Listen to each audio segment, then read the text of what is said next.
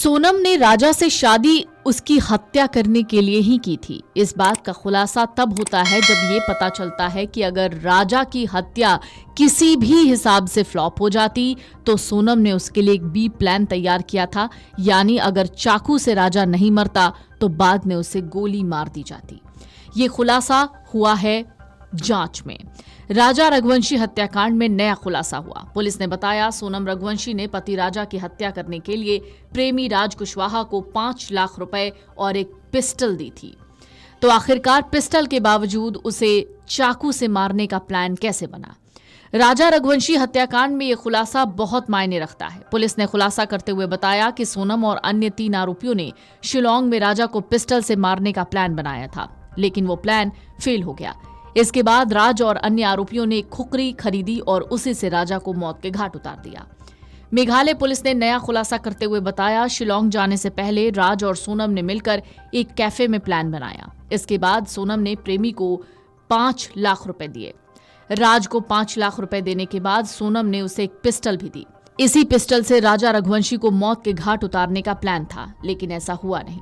आरोपियों ने मेघालय पहुंचकर पिस्टल से गोली मारकर राजा की हत्या करनी चाहिए, लेकिन बढ़िया मौका नहीं मिल पाया। इसके बाद आरोपियों ने अपना प्लान बदला और शिलांग से ही 2 चाकू जैसा हथियार खरीदा और 23 मई को राजा रघुवंशी को मौत के घाट उतार दिया। इंदौर का एक कपल हनीमून मनाने के लिए मेघालय के शिलांग गया हुआ था। शिलांग पहुंचने के बाद 23 मई को दोनों लापता हो जाते हैं। जब घर वालों ने उन्हें ढूंढने की कोशिश की और पता नहीं चला तो मेघालय पुलिस एक्शन में आई। मेघालय पुलिस ने लगभग 1 हफ्ते बाद राजा का शव एक गहरी खाई से बरामद किया। इसके बाद लगातार होते खुलासों ने केस को सुलझा दिया। राजा की हत्या किसी और ने नहीं बल्कि उसकी पत्नी ने अपने प्रेमी के साथ मिलकर की थी। इस मामले में पुलिस ने 3 आरोपियों को गिरफ्तार किया, जबकि सोनम ने खुद से ही सरेंडर कर दिया था। अब इस मामले में पुलिस ने नया खुलासा किया। पुलिस का कहना है राजा को धारदार हथियार से मारने का प्लान नहीं था। ये प्लान राज और सोनम ने मेघालय जाकर बनाया था। जानकारी कहती है राजा और सोनम जब शिलांग पहुंचे तो आरोपियों ने उनकी काफी देर तक रेकी की। इस दौरान वो राजा को गोली ही मारना चाहते थे, लेकिन मार नहीं पाए।